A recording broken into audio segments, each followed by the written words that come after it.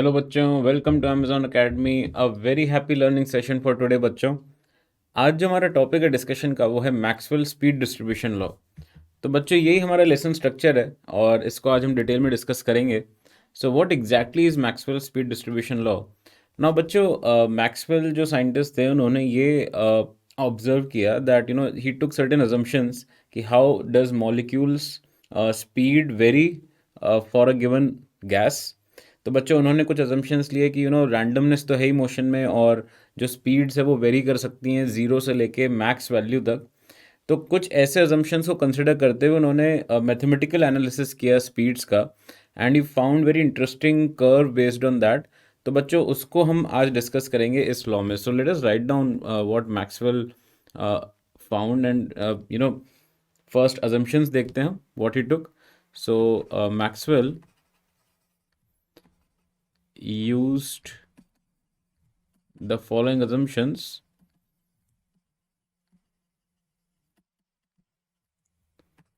to observe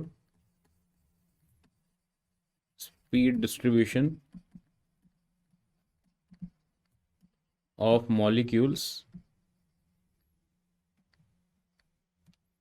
in a gas। तो बच्चों first assumption तो था हमारे पास that due to random motion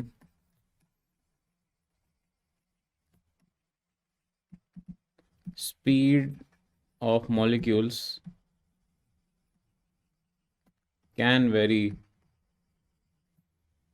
between 0 to the max value, that can be the speed of light. And the second assumption was very interesting that even though by changing temperature you can observe the change in RMS speeds, but what he observed was that the even though that randomness is there, but the number of molecules in a particular range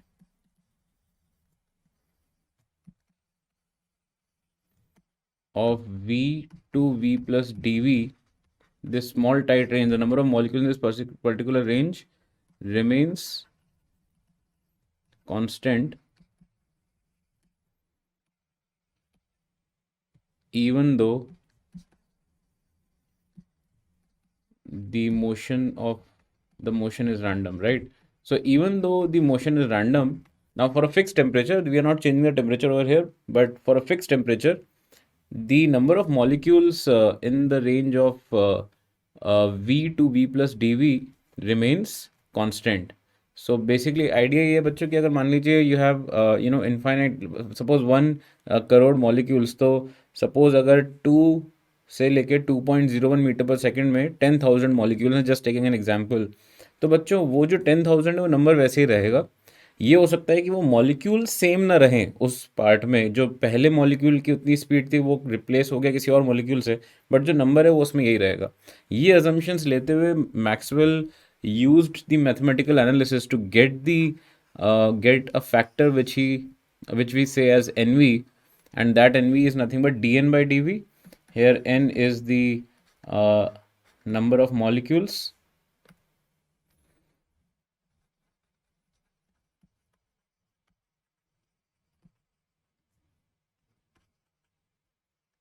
right? So over here if we observe this function, so this is quite mathematical, and here what n represents is the total number. छोटा m जो है बच्चों that represents mass of one molecule. T is obviously the temperature in Kelvin. Now, what we can see over here through this function, what he found was that other constants are also involved, like Boltzmann constant. When he drew the graph between NV and V, now NV is basically telling us कि बच्चों dn by dv है, तो अगर मैं velocity के against इसका curve बनाता हूँ, राइट, yx जो ग्राफ है उसमें हम dn by dv versus v graph बना रहे हैं। तो सपोज मैं अगर यहाँ पे देखूंगा, छोटा सा अगर मैं एरिया कंसिडर करूँ, सपोज यहाँ पे एक रेक्टेंगुलर स्ट्रिप बनाऊं, तो बच्चों what does the area of this rectangular strip tell us? Suppose this velocity is v, and बच्चों यहाँ पे dn बाई डी है लेंथ, तो dn by D into thickness over here will be dv। तो इन दोनों का जो प्रोडक्ट है बच्चों, dn by D into dv, that basically gives us dn, and that is nothing but the molecules of speed v।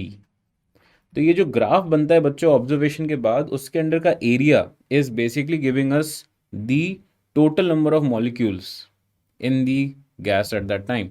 तो यहाँ पे हम ऐसे भी इसको बोल सकते हैं that area under D N by D V versus dn by dv versus v graph gives the total number of molecules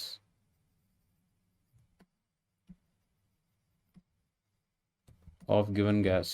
now इसमें बच्चों हमें जो इम्पोर्टेंट चीज़ है वो क्या है? इम्पोर्टेंट चीज़ यहाँ पे ऑब्जर्व करना है that the peak of this curve is the most probable speed, right?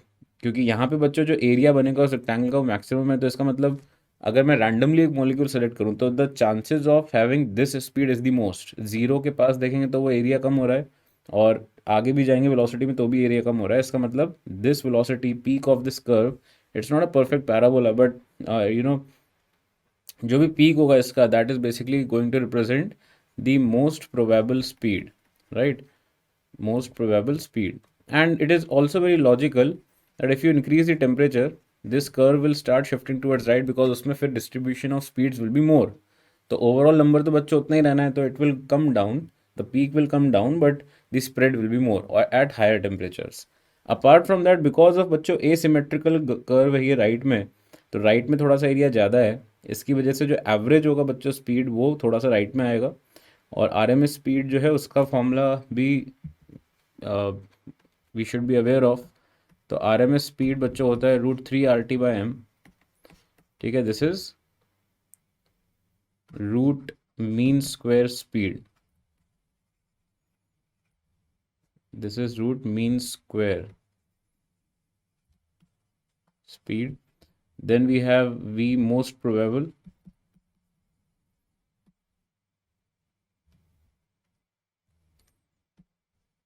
that is equal to √2 RT/m, and then we have v mean, that is the average speed, that is equal to √8 RT/πm, right? तो बच्चों इसमें हम इसको अच्छे से ध्यान रखें, most probable speed and mean और एवरेज स्पीड। अब इसमें बच्चों इंडिविजुअल टर्म्स किसको रिप्रेजेंट कर रहे हैं? जैसे obviously capital R is universal gas constant which we know about,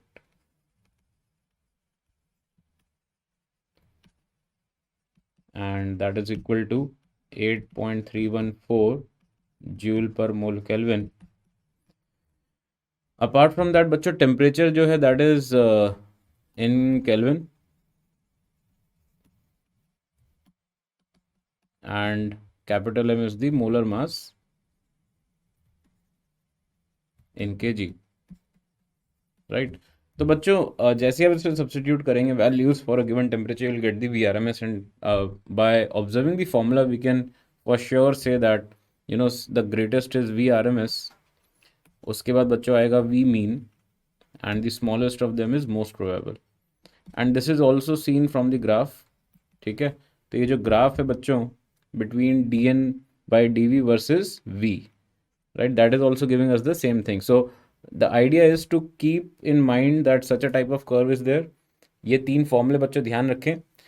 I don't think कि डायरेक्टली इस इक्वेशन का कभी आपको यूज़ आएगा, इट्स जस्ट टू नो कि हाँ इस तरह से आप इस तरह की इक्वेशन डिराइव हुई थी, बट इसको थोड़ा सा दिमाग में रखें कि कैसे ये शिफ्ट हो रहा है, किस तरह से area is telling us about the total number of molecules, right? तो इसके बेसिस पे बच्चों क्वेश्चंस देखते हैं, let us see। So we have 6 particles with these speeds, we have to find mean speed, RMS speed and most probable speed। तो बच्चों mean speed तो simple ही है, that we have to just find the average of these. तो 2 + 3 + 5 + 3 + 4 + 3 divided by 6. So that will give us 5, 10, and this is 20 divided by 6, or this will be 10 by 3 meter per second, right? ऐसे बच्चों RMS speed क्या होगा? VRMS, that is root of mean square. इसका मतलब squares करेंगे इन सबका और उनका मीन निकालेंगे और उसका रूट ले लेंगे, है ना? तो root of mean square, RMS का मतलब होता है रूट ऑफ मीन स्क्वायर। तो इस तरह से हम सबका स्क्वायर्स निकाल के उनका मीन लेके और फिर लास्ट में एक रूट लगा देंगे। तो ये हमें दे देगा बच्चों, now we have 1 2 square, so that will give us root के अंडर 4। 3 स्क्वायर बच्चों 2 है, that will give us 9 + 9 18। 4 square, in fact 3 square 3 है, तो ये हो जाएगा 27। फिर 4 स्क्वायर एक एग्जिस्ट कर रहा है बच्चों, that is 16, and 5 square is 25 divided by 6। तो ये हो गया 52, and 16 that is 68, and 4 that is 72। तो ये आ जाएगा बच्चों 72 divide by 6, which is exactly equal to √12 metre पर second, right? So this is VRMS। And V most probable क्या होगा बच्चों? तो अगर मैं ध्यान से देखूं ये जो सेट है, इसमें 3 जो है बच्चों वो 3 टाइम्स आ रहा है, 3 इज अकरिंग 3 टाइम्स। तो अगर मैं कोई भी एक पार्टिकल पकड़ूंगा तो the probability of having 3 is the most, and therefore most probable is 3 metre पर second. So I hope this is clear. तो ये बच्चों ध्यान रखें अपन कैसे हमने ये वैल्यू निकाली, और इसको कभी भी इस तरह की कैलकुलेशन आती है तो we should be in a very comfortable position to get the answer, right? एक और क्वेश्चन देखते हैं बच्चों, find ratio of RMS speed of oxygen gas to most probable of helium gas. Okay, तो बच्चों हमें पता है कि VRMS जो होता है उसका फॉर्मूला है √3RT/m, और most probable V most probable is equal to √2RT/m of helium. Over here इधर आ जाएगा m ऑफ ऑक्सीजन, और ये टेम्परेचर्स भी दोनों के अलग अलग हैं। तो जब आप दोनों को डिवाइड करेंगे बच्चों, जो पूछा गया है क्वेश्चन में, तो यहाँ पे R गेट्स कैंसल्ड आउट, जो बचेगा टर्म बचेगा 3/2 रूट के अंदर T1/T2 and molar mass of oxygen divide by molar mass of helium. तो बच्चों इसमें जब सब्स्टिट्यूट करेंगे हम वैल्यूज़, तो देखिए क्या आ रहा है, √3 डिवाइड बाई 2, टेम्परेचर जो है बच्चों T1 that is 300 kelvin divided by 127 is corresponding to 400, molar mass of oxygen divide by molar mass of helium, that will give this ratio. तो इसको जब हम सॉल्व करेंगे बच्चों, we can simply calculate that this whole term gets cancelled out except these two, that gives us √9 which is equal to 3. So that will be the answer of this question.